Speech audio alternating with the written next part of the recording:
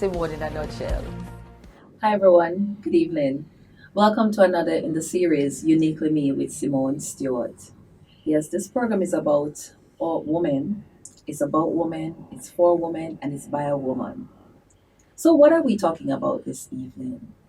I want to look at today Miss to Mrs. Right back to Miss. Wow, interesting, isn't it? But in order for me to tell you more, I got to introduce my speaker, my guest this evening, and that is none other than Carole. I We could call her Carole Tomlinson.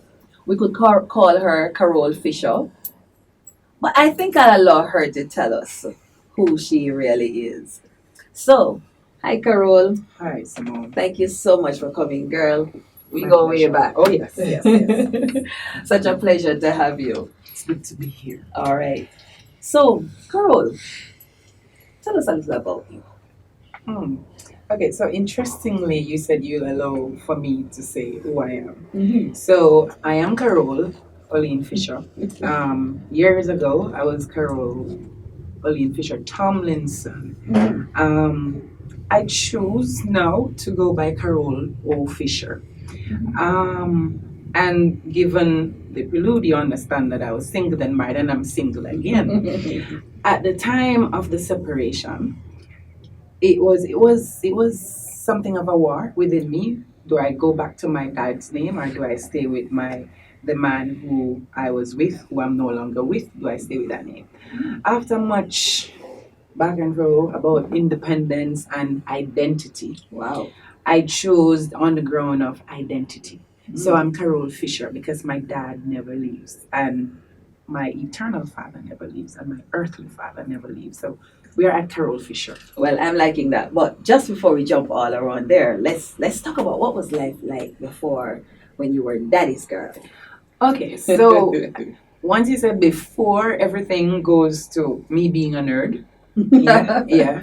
I was about the books, I was about school, and I was about church. So my life was something of a triangle. You know? Yeah. Yeah, that's what it was. And for the most part, I was buried in one set of books or another. At the time when I started working, then there was no school books. So I was a Bible girl. Anything inspirational girl. And if there's a new author out, the T.D. Jakes, the Tommy Tenney, speak of them. I'm into their material. So, was there anywhere in there that you ever thought you would have got married? No, I was not one of those teenage young ladies who always fancied being married. No, it came to my doorstep, and it was a gift.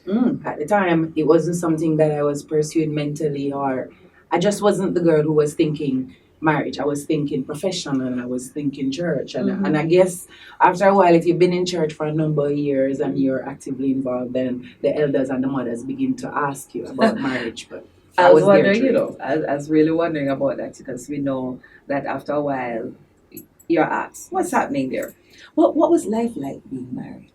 Okay, so it was beautiful, actually. And I guess it's probably conflicting because if it was beautiful, why am I single again? But I had a beautiful marriage. I had a wonderful marriage. So you can understand how you go from being married innocently. I left my parents home at 21, knowing nothing about the world except the church world. Yeah. And I was safe with the person who, I was about to say the person who chose me, but then I guess it was an exchange of love and choices. So I was pretty safe. I married my friend. I married somebody who taught me everything that I know about a lot of things. Right? And it was beautiful up to probably, I'd say probably year 5. Year 6 was a struggle. Year 7 was what I'd call redemptive. You know, people say by year 7 you know what you did. It happened to us. At year 7, we rediscovered ourselves, we rediscovered love, and we were nice and happy and wonderful again. And we did everything together in church. Yeah. Because by year 8 and 9, we did nothing together. You know, there were the vacations and those events that you normally go together. So if it wasn't a church thing, then we were not really together. So it was for me, it was a roller coaster of emotions towards the end, because that which I knew to be my truth, started evaporating right in front of my eyes, and I was up front in the script for very personal and got very scary. So, you said a number of things in the initial stage. You said you marry your friend, and is it that you lost your identity when you got married? Hmm. Hmm. Okay, so in fairness to who Mr. Tomlinson was, or who Mr. Tomlinson is, I didn't lose my identity to the marriage or to him or in the marriage, but I was, a part of me became pretty docile. You understand, as a Christian woman, you're taught from morning what to do and how to be and how to treat with what is important to your husband. So what was important to him was what was important to me. Yeah. At the time, it didn't feel as if I was being, my personality was being overshadowed, because I got to be myself. Except I chose to prioritize him and his feelings. Yeah. So what took place in your 8 year? What would you say contributed to what might you may probably call a spiraling down? Okay, so what I think happened, Or maybe what happened? okay, so we grew apart. We grew apart. We were living in the same house, sharing the same bed, but our dreams parted ways. Yes. So I started seeing the world a little different, in all fairness to him, and he saw the world a particular way. I started pursuing, because I always thought I was brilliant. My family thought I was brilliant, and therefore, why you not go back to school? And so I started pursuing further studies, further education. And I think in that, when I started paying more attention to me and the books and the studies, I kind of he lost the focus. And I would like to think at this time other people started paying him that attention. So I'm sharing the responsibility. I don't know that if the script was different, if it would have still gone this way, but this is how it is. I was willing to pause everything when I recognized what was happening. I was willing to pause everything to save our marriage. I said it to him. I'm like, until you tell me you don't love me anymore, until you tell me you don't want this marriage anymore, I'm going to pray and I'm going to fast and I'm going to bawl before God and I'm going to bawl to you, and I'm staying right here. Suffice to say, in a short while after I uttered that to him, he gave me back the same words. Yes. So I can't say honestly that it's knocked the wind out of my throat, because by this time, this would have been the third time he was asking me for it. Not just, he didn't ask for a divorce, but he wanted to move on or to move out of the relationship. The other two times, the first time I laughed at him and said, you must be mad. So what's the deal? The second time I didn't answer. And I just went my way, gave him his space and prayed out, stretched out, and all of those things before God and everything. What happened though, after that second time, by this time was year 7. So between year 5 and 7, things did go crappy. At year 7, we reconciled in a very serious, mature, adult way to each other. Okay, this is what we're not going to do. This is what we're going to do. I came home back from school. He had his wife. He had his cooked food. He had everything. And okay, so we covenanted, okay, this is what I'm going to do as a female. This is what I'm going to do as the male. And in short space, 4 to 6 months, he went back on his word. And something in me responded to you going back on your word. So this time when he said, I want out, I didn't beg, I didn't cry, I didn't fast. Of course I prayed, but I didn't do the whole enchilada of previous years. I remember years after he asked me, why did you not give me the same response like you did at first? Yes. But I was spent. I was really emotionally spent and mentally spent, because when I give you my word, believe. My word is my bond. My word is my bond. So when you re-give me your word, so then we were married and now you gave me your word afresh, and then you went back on that. And this was like serious big people business. So I got married as a child. I was 21. I didn't know anything. He taught me most of what I knew as an adult, because something your parents never teach you, not church mothers. Right, right. Okay, so, and you're now gonna go back on that. I took it personal, and I just decided that, okay, I'm gonna honor your word. This is what you're asking for. So, if you're just tuning in, you're watching Uniquely Me with Simone Stewart. This evening, we're looking at from Miss to Mrs. and back to Miss. And I have my good friend here, Carole Fisher, formerly Tomlinson. Well, Fisher, Tomlinson, now Fisher. And we're getting a feel of what life was like being married. And I hear some words being used, Carole. I hear covenant. I hear commitment. I hear love. I hear partner. I hear a number of things. But I hear some interesting things too. I hear prayer and fasting and I hear things like there was no handbook to start off with, for want of a better word. Yes. You said something that your husband asked you, or your former husband asked you years later, and I'm going to ask you about that question. Why didn't you fight? When you this third time when he came, said he wanted out. Why didn't you fight? Okay. So much like what I told him, and this was like 3 years after the divorce, because we're friends now, very good friends. Okay, and I said, you would not understand what happened to me as an individual between year 5 and year 7. Yeah. Now, when we got to year 7 and we rediscovered ourselves, we started, the spark was back. And I went to a new level of trust, and just really immersing myself into this mature love, because it was this now at that stage was different from when I got married to him.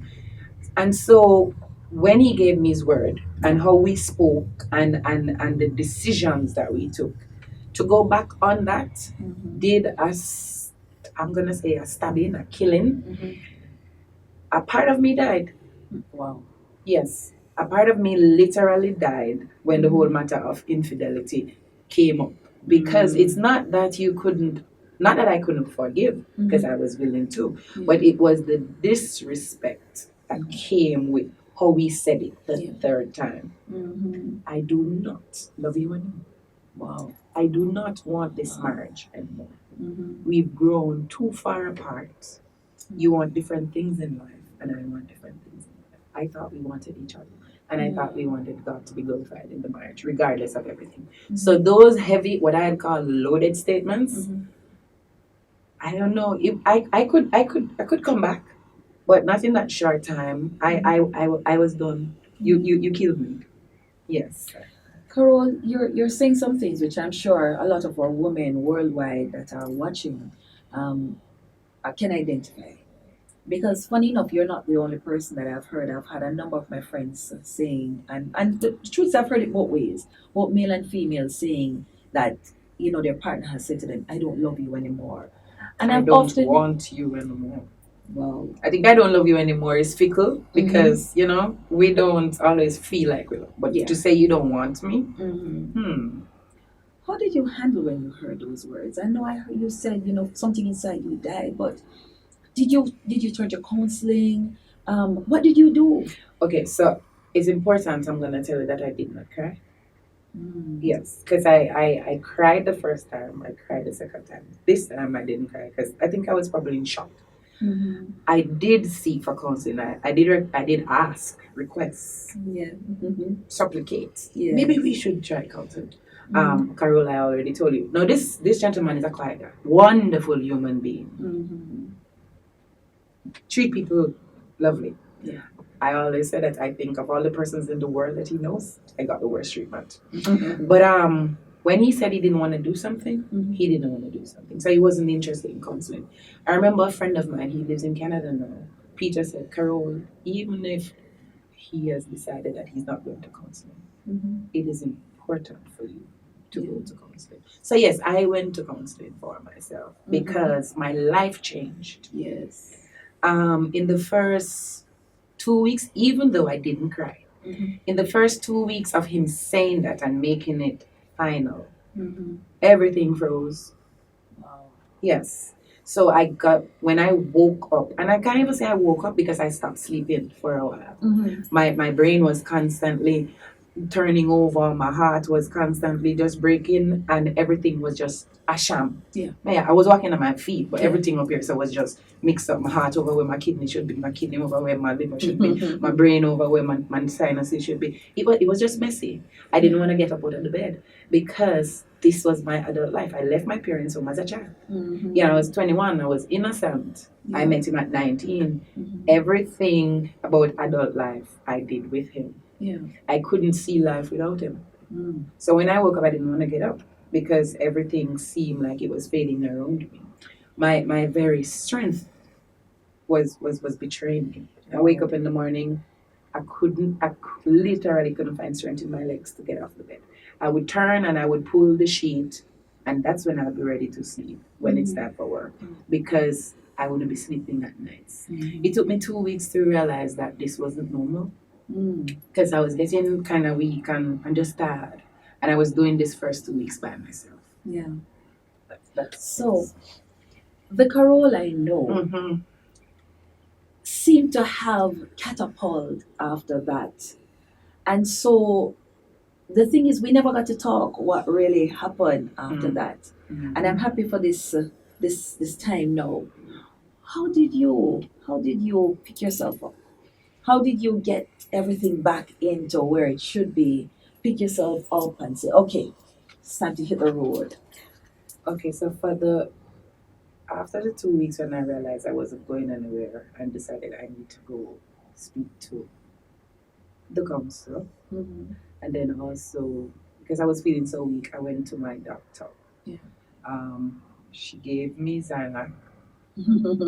Yeah, we know. She sent you to sleep a little bit. Right, she gave me Xanax, and the doctor almost cried because she said, "I don't want you getting addicted. You're too sweet a person to lose you to addiction." And I promised her I would tap if I needed, and so it helped because I started sleeping. Once I started sleeping, I started coming back around, and I went home to my parents. I think maybe 3 months or a little less than 3 months. I just went home. I went home not to talk. I just went home to be home. Mm-hmm. They didn't ask me any questions. You needed to be in a comfort place where you are familiar with. So I locked away and I slept and I read and I slept and I read and I slept. Mm-hmm. I did a lot of sleeping. I think I was restoring. I don't know what was the broken things were being restored in my sleep, and I got up to maybe month 5 and 6, and I started reaching out to my friends. It changed everything. So it's important then that we have a support Yes. system. It's good to have parents who don't ask a lot of questions. And it's good to have friends who will ask you the questions once you start telling them that you want to go out. So it was a good balance. My parents didn't pry, and my friends wanted to know. Mm-hmm. So I had good, solid friends. I mean, you were right there. And admittedly, there are things I wouldn't have shared with you because you were happily married. You know? So, but then I had colleagues at work who knew me and saw through me that things, weren't. But these guys, and they're mostly male, they stood by me, ensured that I started doing the things. I never forget my birthday after the separation, when my friend bought me a series ticket to go see, there was a Tri-Nation series on netball, and he just bought it. He bought me season pass and said, go every evening. I know you like this, do this. And stuff like that helped me to trust that other people care. Because there was I lock out everything. I wasn't talking. My pride was hurt. Yeah. I'm a church woman. You're heading to divorce. You did shame. No, I have had to be delivered from shame. Yeah. I took it personal. I took it personal. Okay, and then I started again. I remember I took up this book that Dr. Miles Monroe, his soul rest in peace, he wrote. Single, married, separated, divorced, and life after. Come on. Yes, and I read that book and I felt like Stella getting her groove back. And I started, striding, taking spiritual stride. Let me say, I was not fasting. I was hardly praying because I started judging God. Oh, Yes, wow. I judged God because by my standards, I lived right according to the script, and He let me down. Wow. I'm going to ask you to stick a point there. Again, you're hearing from Carole Fisher, formerly Tomlinson, now Fisher, and we're about to hear how Stella or Carole got her groove back. I mean, life being married, first single, then married, and right back to being single. But I think it's about to get exciting. Stay tuned. We'll be right back. Who am I really? Choices, choices, choices. In pursuit of a career? OMG, I'm a wife. Help! I am a mother. Oh, I'm in church. When do I get to be a woman that God called me to be? Uniquely Me covers the acrobatic endeavors of every woman to balance the responsibilities of being a mother, a wife, a professional, a church leader, a friend, yet still maintain her identity. I too am a mother, a wife, a trained minister of religion, a banker, an entrepreneur trying to balance the many hats that signifies my role. My book will help motivate and empower every woman who is really unique in her own way. Grab your copy today on Amazon because Uniquely Me is uniquely you. Welcome back to Uniquely Me with Simone Stewart. Indeed, we're hearing a story of from Miss to Mrs. back to Miss. And as I listened, I almost said, beauty for ashes. But you tell me. You can tune in to my Instagram page, my Facebook page with your comments having watched this episode. So Carole, tell us. So you bounced back and there were friends there was family. Tell me, what was life like now, being being single again? Did you feel, I mean, when we watched the movie, how Stella got her groove back, the shoulders out and that kind of thing? You know, talk to us. Tell us, what was life now like? Did you have a new vision? What was life like? Okay, so we can paint a very true picture of what the psychology of separation does to a woman who you walk with God all the years of your life, youth and adult, and you got to a place where you feel like God failed you. Yeah. I think for a good 7, 8 months, I was in a state of backsliding. I feel like God did owe me something, Yeah. and how dare Him not keep my reputation. So I still went to church, but I was in Kingston now because I realized there was nothing to go back home to Montego Bay for. Yeah. So I was just really just gliding, existing, not being involved in anything, and just not being involved in the usual church activities, but then now getting involved in things that the heathen would do. I like to say. I mean, I didn't go to dance and parties and take shots and all of those things, but my conversation was all right. My lifestyle, I got to a place where I wonder who this, you know. Do you think it was a means of trying to get back at your husband, even though he was no longer in your life? From where I sit, I maybe to some extent, but I think I was just in a state of rebellion with the one man that I know all my life, and that was God, who was supposed to protect me from a love that would fade. So I was in that space. It took me some time, like I said, between January and June of the next year. I was not here as Carole, it to be. I remember I went to church, Fellowship Tabernacle, one Sunday, and there was a particular message being preached about who you are in the spirit, your purpose, and all of that. And I just listened very terse. But then I went home, and the Holy Spirit took me on with it. And I remember I was sitting at the side of my bed, and there was a good, strong conviction on my heart, on my life, and I just really started crying. Yeah. I just started crying. I started looking on what the last 6 months of my life, and I started, this is not life. This is not life for me. This is not my life. And I remember I said to God, I cannot help myself. Wow. And if you do not help me, I'm going to die and go to hell. I have never thought of dying and go to hell. And I remember I broke down. I said, up to date, it's the biggest tears, the hottest temperature water that ever come down my face. Mm-hmm. I couldn't stand. I was on my knee. Yeah. And I think I did a kind of David ball. Mm. That's the most pronounced help I've ever asked God for. Yeah. So when people ask me, how did you come back? How you're so strong? How you seem like it don't affect you? And I said, because I was broken before God. Yeah. So my heart broke and I almost lost my soul. Mm. But then when my spirit broke, Come on. I'm like, okay, this don't feel, the alignments are too off. Mm. And I got it I can't say if it was reverential fear, but I got a sense of fear that was once in my lifetime experience. Yeah. But it broke me. Mm-hmm. And I said to God, we can't do it. Mm-hmm. I can't do this. Mm-hmm. And I need you to help me. Wow. I've had that experience once after that, in terms of telling God, we can't do this. Mm-hmm. And that one prayer, I was seeing a gentleman at the time. Mm-hmm. And I remember when he walked into my apartment hours after that, and came up to me for a hug and a kiss. I'm going to tell you, and I know, the doctrine about God don't interfere with your emotions. That's fine. That's doctrine. I'm speaking about my experience. Yes. Everything died, dried up. My appetite for wanting somebody, my wanting a sense of, I'm used to having somebody stay. Yeah. Whatever your contract says, I'm saying, Yeah. it just dead.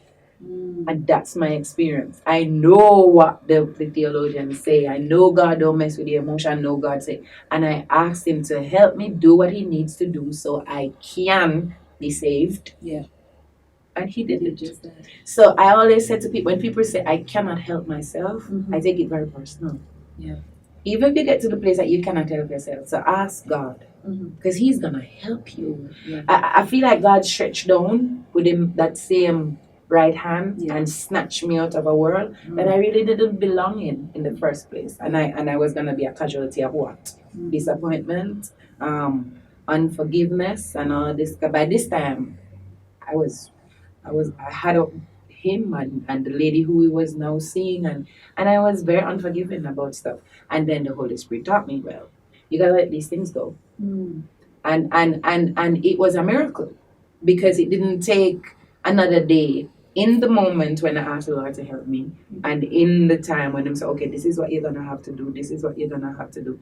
It's like, when you just get up, wash your face, put on something, my life changed after that prayer. Wow. Have you found love again since? I have dated. I have found shallow love, and some of it is on me, because now I see things differently. I tell people I no longer view love from the very pure place. My brain is very much involved now. My heart takes instructions from my head, and when my spirit says so, then But I have had good experiences, and the Lord is working on me even as we speak to give me that which He promised me before all this mayhem. So I need you to look in that mirror, in that camera, and in 10 seconds, there's a woman listening. She's on the verge of giving in. She can't be bothered with that marriage.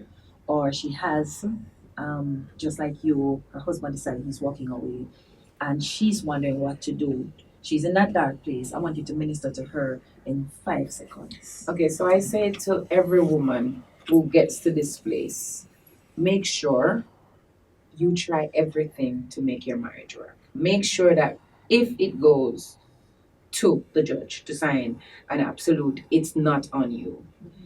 If you can't get him to stay, accept that this is it, and then rebuild yourself in God.